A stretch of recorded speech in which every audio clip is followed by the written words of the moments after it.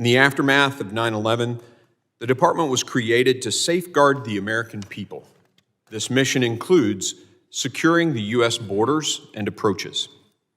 Mr. Secretary, you took an oath where you swore to support and defend the Constitution of the United States against all enemies, foreign and domestic, and well and faithfully discharge the duties of the office. Your job is to protect the homeland. And one of those obvious duties is to secure the United States sovereign borders and to implement the laws duly passed by Congress. However, you have not secured our borders, Mr. Secretary, and I believe you've done so intentionally. There is no other explanation for the systematic dismantling and transformation of our border into a lawless and dangerous open border. You've asserted in the past that it's an issue of resources, but the numbers show a very different story. In just the 2 years of your tenure, more people have crossed our southern border into the United States than the previous 12 years of 2 administrations combined. Did the budget suddenly decrease and result in this massive surge? No.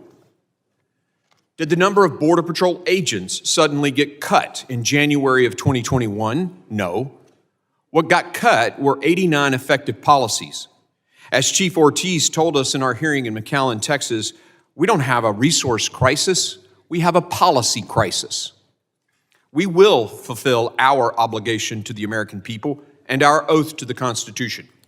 Secretary Mayorkas, need I remind you that Congress makes the laws and the executive branch is obligated to follow those laws?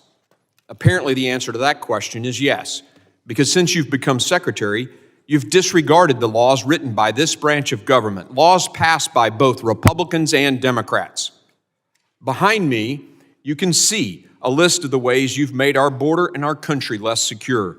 You intentionally ended all construction of and contracts to build the border wall system. You attempted to terminate the migrant protection protocols, remain in Mexico policy, and when these efforts failed, you refused to fully enforce the policy. You illegally and without congressional approval created mass parole programs for countries like Cuba, Haiti, Nicaragua, and Venezuela, and expanded the use of the CBP One app to facilitate these programs. This is ultimately playing a shell game, Mr. Secretary, wherein those who would otherwise come illegally with no justification for entry now get to enter under the pretense of legality. You lowered the credible fear standards, so even illegal border crossers who've broken the laws of the United States can claim asylum despite knowing that 9 out of 10 claims will be found illegitimate. You instructed ICE agents not to detain or deport the vast majority of individuals illegally in the country, while also stating that the crime of being in the country illegally is by itself no longer grounds for removal. You just made that up. You refused to detain illegal aliens pursuant to the Immigration and Nationality Act and instead allowed them to be processed en masse into the United States. You moved northern border agents to the southwestern border, leaving our northern border vulnerable, which has led to an increase in encounters in some sectors as much as 900%. And finally, you ended Title 42 in May without any plan to deal with the surge. What's this gotten us? Well, here behind me, you can see the results.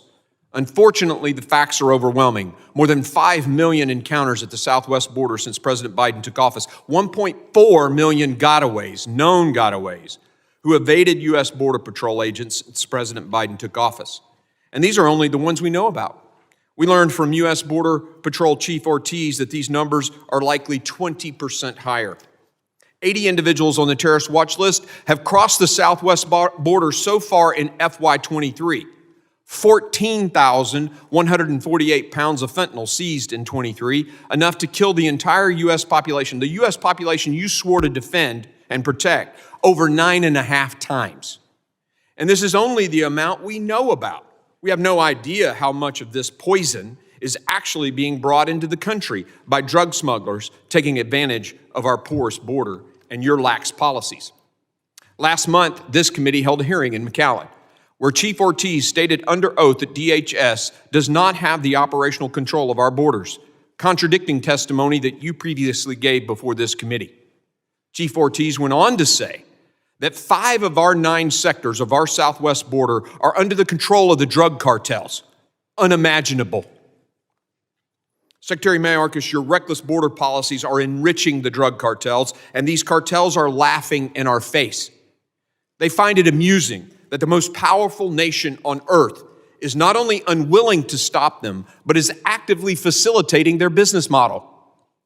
Unfortunately, your admission during the March 28, 23 Senate Judiciary hearing that you're unaware that cartels are using illegal aliens as decoys to detract Border Patrol agents while they smuggle illicit contraband and illegal aliens across the border only emboldens these cartels. Honestly, your admission reflects incompetence.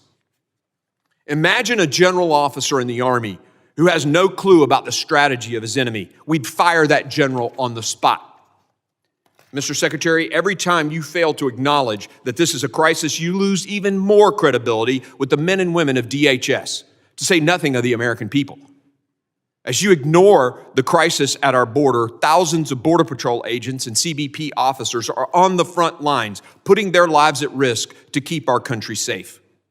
And what kind of treatment do they receive from you?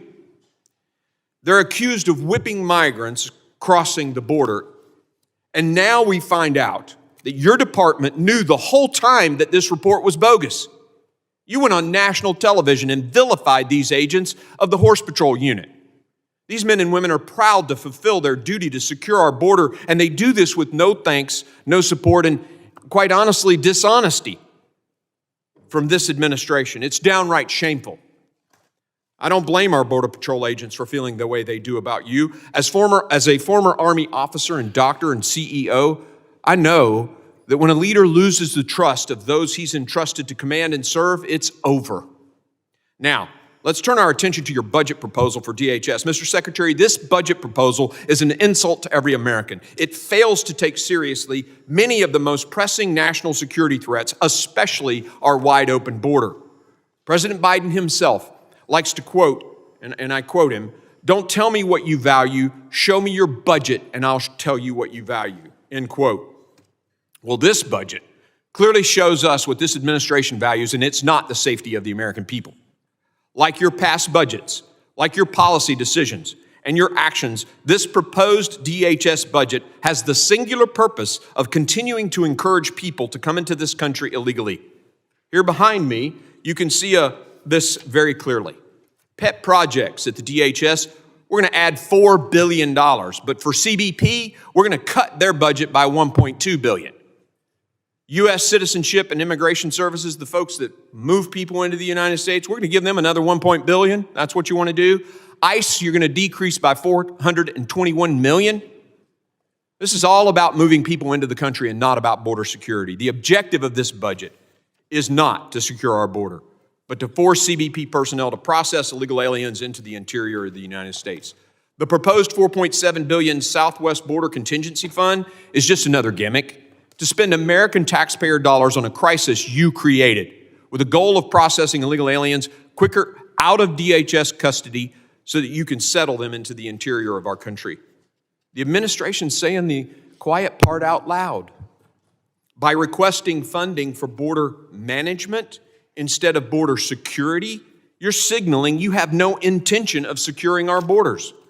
Instead of spending any money on wall construction that would actually have both a practical and deterrent impact, the administration has proposed spending $3.9 billion of DHS money on a climate resilience program. Meanwhile, you propose spending a mere $40 million to combat fentanyl that's devastating our country. Do you think the parents and families who will continue to lose their children, their brothers, their sisters to fentanyl will take comfort in knowing that DHS has at least added more to the massive money already spent by this administration on climate change? I don't think so. Mr. Secretary, I could go on, but I will yield. I do hope you've come here today ready to be honest with the American people, because if you're bold enough to make these policy decisions, you should be brave enough to own up to them and their consequences.